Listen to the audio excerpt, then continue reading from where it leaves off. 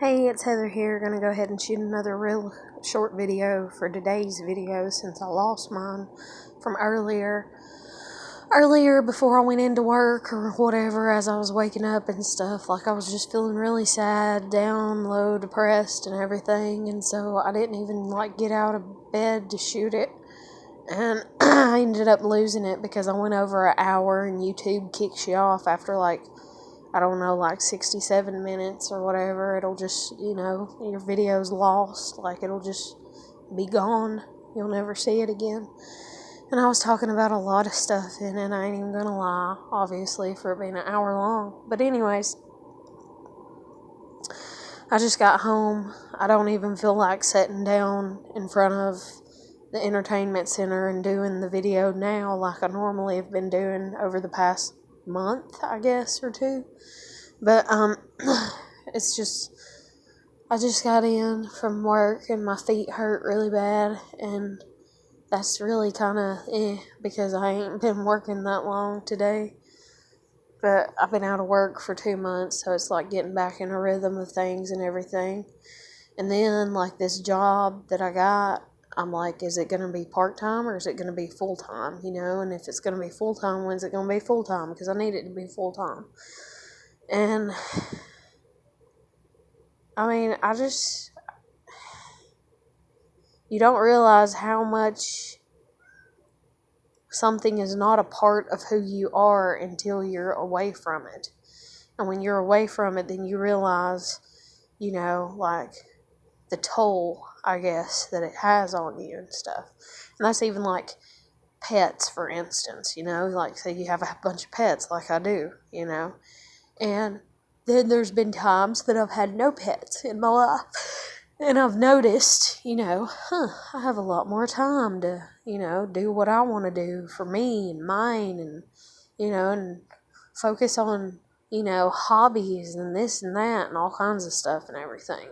But it's stuff like that, so it's being out of work, it's for 2 months, it's I realize that I do like this or I don't like this or whatever. And it's for as far as the work environment, I guess I do like socializing with people. But for as far as actually me outside of the work environment, it's I don't. It's complete polar opposites or something. I don't know. It's I'm just very reserved in my own personal being and stuff, I guess. But anyways, the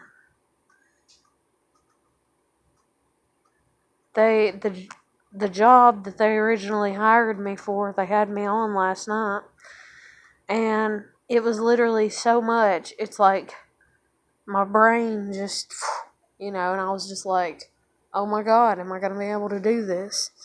And then today I went in and I was supposed to do the same job, and the one that hired me in, was do you feel comfortable with this? And it's no, not really.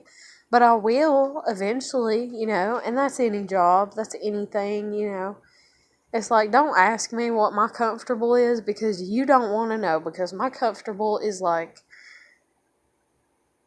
I don't even know. It's not good, I guess. And it's not bad, but it's just not good. It's just, what am I comfortable doing? And in all honesty, because of everything that I've lived through, been through this past year, my kid being gone, I mean, I literally came home from work last night and cried for 2 hours.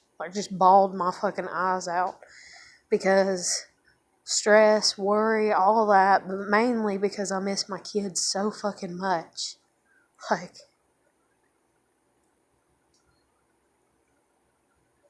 When something, anything, or someone, anyone is your everything, to a degree that they are your motivation, they're the reason that you wake up. And for it to be stripped from you, you feel it's just very devastating. It's I ain't even gonna lie, I mean, I was sitting here should I even go back to working? Or should I just pack up my shit and go live back at my grandmother's and give up and be like, yeah, Mom, Dad, I'm a piece of shit. Yeah, my mom, I'm a piece of shit. You know what? Let's just erase all my work history. Let's erase that I ever lived in my own apartment. Y'all won. Y'all defeated me. I'm a piece of shit. You know, because on the days that I had bad days, for as far as like, say I went to work at a job, you know, or at my job, my regular job or whatever, and it's like, oh my God, I'm so stressed out. Oh my God, they're stressing me out at work. Oh my God, this is so stressful, because everything is so stressful to me because the way my mind is wired, everything is stressful to me. Like literally everything is. I'm like a woman's woman for as far as my stress level just being through the roof, you know, like all the time. And so, like, when my kid was home, it's like, you know, I would go to work and I'd have a bad day and I'd come home and I'd be like, oh my God, maybe I should quit. You know, my job is horrible, or this was horrible, or this pissed me off, or a mean customer said this to me or said this about me or whatever, you know, and stuff like that. And it's like, but then every morning when I'd wake up the next day, you know, it's like, you know how you're supposed to wake up and you're supposed to be like, okay, today's a new day. Well, it's like, for as far as a visual, fuck, I can't even say it. But for as far as like a visual cue that I could hold on to, it was my kid. I'd wake up and I'd see her asleep in the bed and I would think, can't give up. Can't do this. Today's a new day. It'll be better today. Like, my kid was my hope, you know. It's like, it'll be better today at work. And then even if it's not, it'll be better tomorrow. It's like, my reasoning for that is wrapped up in her, because I had to wrap it up in something, because I can't put it in myself. I can't put it in myself that I need to get up every day and every day's going to be okay. And if I have a bad day, you know, that it's like, oh, we'll get up because tomorrow can be better. You know, it's like that hope and all that. I can't wrap that up in my own thought process or something. But with my kid, it's like I could look at her and I could be like, it is a good day. It's going to be a good day. And even if me and her were bickering and arguing, you know, seeing her just asleep, you know, or in her room, or playing with her cats or her dogs, or even on her godforsaken friggin' phone, you know, it's like, it's a good day. It's a good day because I'm a mother. It's a good day because I have someone looking up to me. It's a good day because my kid's laughing, my kid's smiling, my kid's happy about this. And even though, yeah, she was coming home and she was crying a lot because she was getting bullied and stuff, it's like I knew what to do and say to make her happy or make her laugh or make her smile, or even what to buy her, if you will, what food she liked, and, you know, and all kinds of stuff. I knew where her tickle spots were, you know, and what things to say to her to have her even be like, Mama, and roll her eyes at me, you know, even though it was like, you know, just a joking, like, really, you know, and everything. But it's like, her not being home for a year, it's like, in all honesty, the only thing that's kept me going is like the fact that I did have the same job from the time she left until just when I quit in October, at the end of October. It's like, that was a good foundation, you know, to still have like a good structure to still have, since my kid got ripped away from me, I feel like, and I technically did. And then my pets, you know, but then one of my pets went missing, my dog went missing, and so that just put a damper on it. And then I ended up having to quit my job because my stress was just through the roof. And then I'm going to have to leave this apartment because I cannot get along with the landlord. I've tried for the whole 4 years. And it's not worth it. It's not worth it to keep trying at something, to make it work, to make it better, and it don't ever get any better. It's like, what's the definition of insanity? Albert Einstein, insanity is to keep doing the same thing and expecting, a different outcome. Well, I've been living here, all this time, and I've been expecting her to change back to the person she pretended to be whenever I moved in, for as far as my landlord and stuff. Because when I first moved in that first year, and even that second year, but there was still like a little underline of like something don't feel right. But it's like, oh, move in, make yourself at home, feel at home, say to hell with the neighbors that get on your nerves. She didn't say that, but she basically was like, oh, just ignore them and be happy. Be happy with your home. So then I'm like, okay, I'll try. And so for the first 2 years or 3 years, it was like the neighbors. And so finally I reach a point where it's like, it's not the neighbors, because I can just ignore them. I can finally take the advice my landlord gave to me to ignore my neighbors. And I can finally apply it. I can finally take that advice. It's finally sinking in. And so I did, and even though, I've bitched about, a neighbor that I had a falling out with that's new and all that and everything, it doesn't affect me on the level that it used to. Used to, whenever I had a problem with any neighbor, it cut like a knife. Now it's just like, oh, well, that's them and we just don't get along. We agree to disagree, if you will. But it's like, okay, so I finally got to a point where I could do that, and then my landlord wants to become the problem.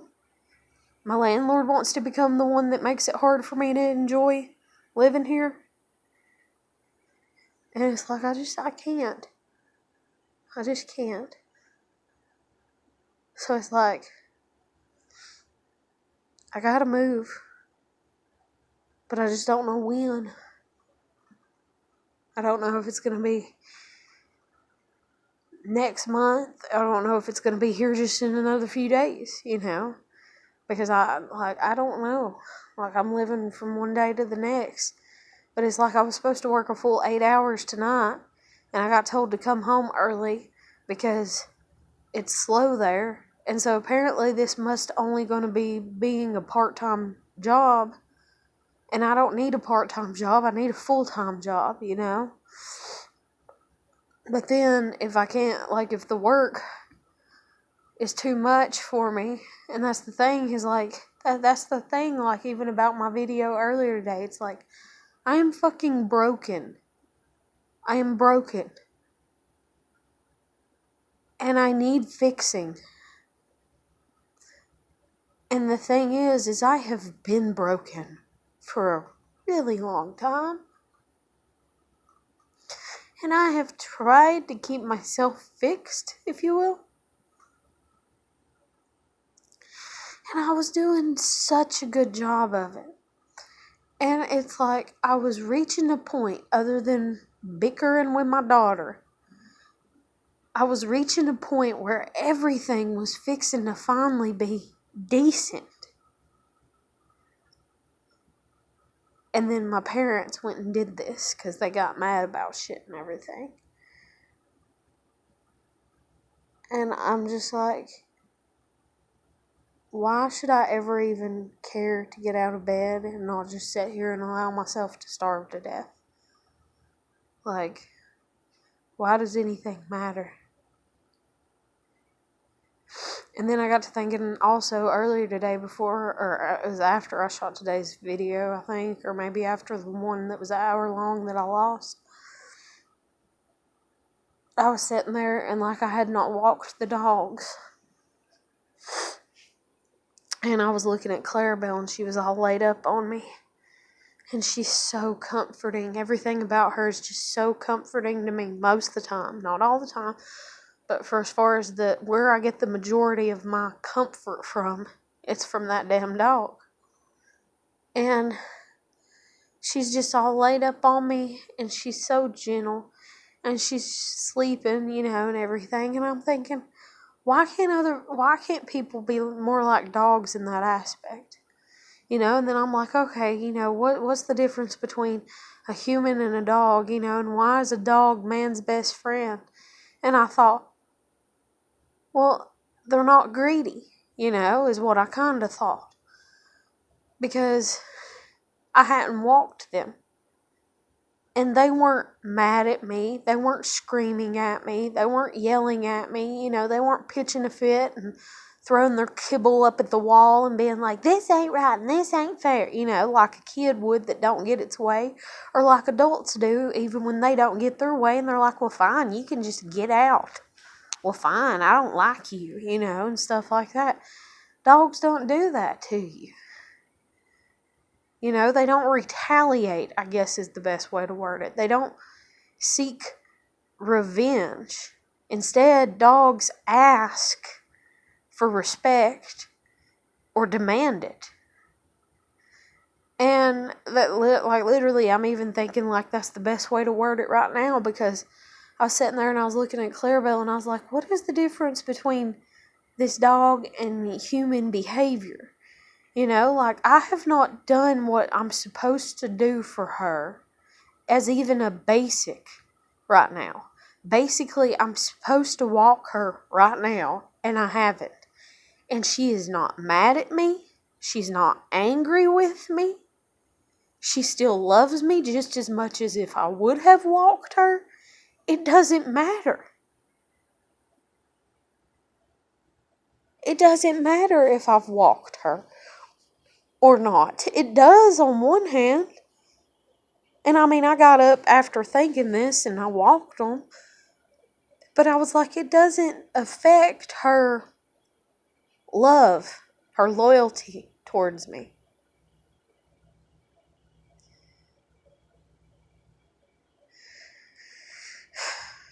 And so I was just like, damn, why can't people be like dogs in that aspect and in that way?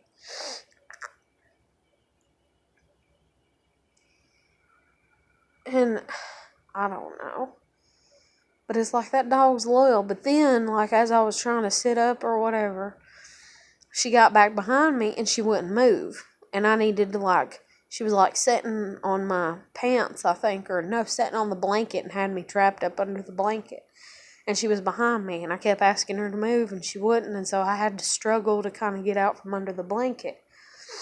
Because she was setting her big old butt on it, and everything. And I thought that's just like a dog too, She don't even care as to why I'm needing what I'm needing or understand. Not because she's hateful or mean and not because she's stupid and ignorant, but because she just don't care. She just don't care, and she's selfish in that way. She don't care that I'm trapped up under the blanket because of her. She's comfortable where she's sitting right now. And she don't want to move. So she's not going to move. And I thought, why can't humans learn that behavior? To just respect themselves as a living thing, but also not be vengeful and hateful and stuff towards others unless others are actually doing something wrong, to you, directly towards you. Like a dog will retaliate if you're going to sit there and haul off and smack the shit out of it. But if you're just not going to feed the dog or walk the dog when the dog wants to be fed or wants to be walked, the dog will usually just go and find something to eat or go and, chew something up or, or use the bathroom in the house or whatever, or I don't know, just all kinds of different scenarios can play out. But they're not going to come and bite you, because you didn't walk them. They're not going to come and attack you because you didn't feed them. They're going to stay loyal to you. Now, they might kind of smack at you, or even like a cat. A cat will smack at you with their paw, just like mine's kind of doing to me. Well, he ain't right now. He's just touching me with his paw. But he's wanting to be fed right now. And so it's like, a little touch. And keeps putting his paw on my arm.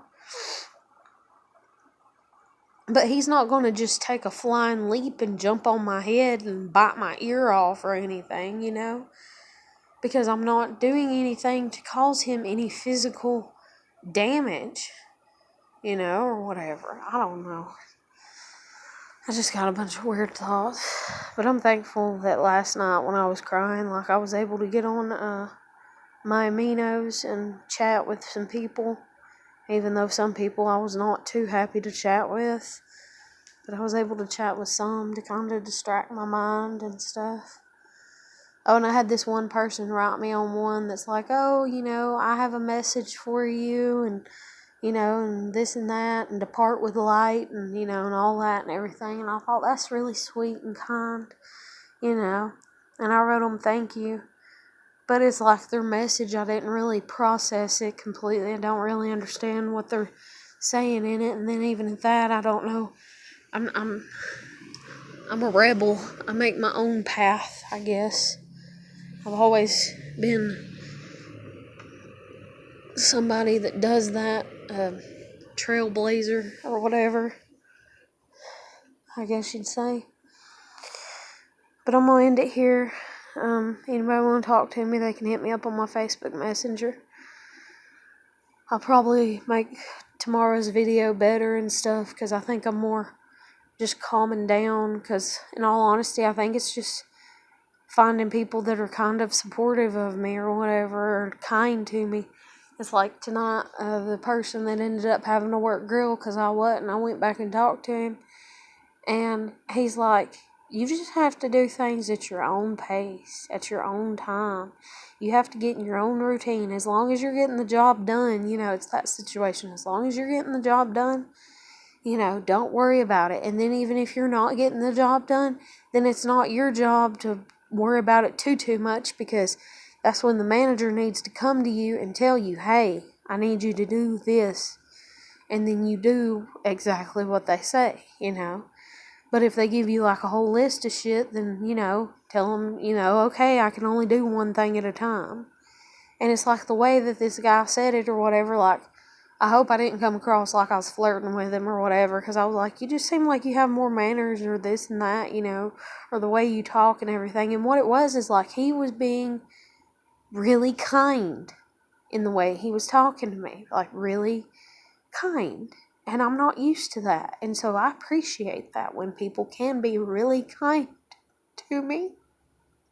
And they don't come at me with this harsh attitude, or this even high-strung way of doing things. It's there's people out there that I get that it's just they're really hyper. My kid has ADHD, and she's she'll probably be one of those people that kind of, I'm just like, whew, because I see them, and my kid and everything, that'll be like, okay, this is how we do this, and here and there and there and here and there and there, and I'm just like, can't do all that, okay, because you're trying to, stay with the program, if you will. But it's I just can't, I just don't that way. It's I'm an INFP T, which I don't even know what the T stands for anymore, and then I joined an amino, and it's not even INFP, it's INTP.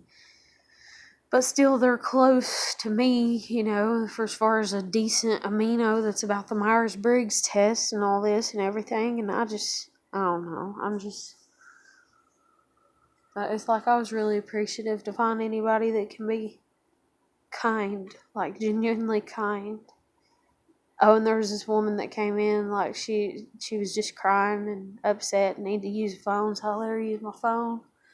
And I gave her a hug, I was like, you need a hug? I had to ask her 3 times, because that's a really hard thing, because when you, even when you hug somebody, when you're upset, that's a very vulnerable situation if you really are upset, there's the little half hugs and all that, but a real hug that makes you feel good, and better and all that, those are real rare, or whatever, the real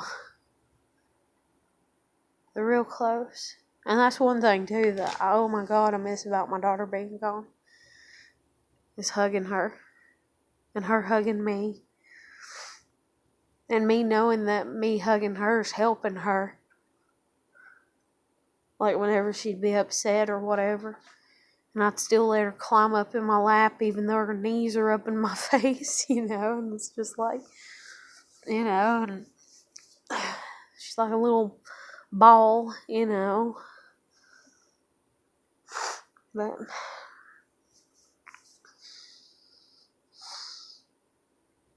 I don't know. But I'm going to end it here. You can write me if you want to on my Facebook. If you want to comment or whatever, you can.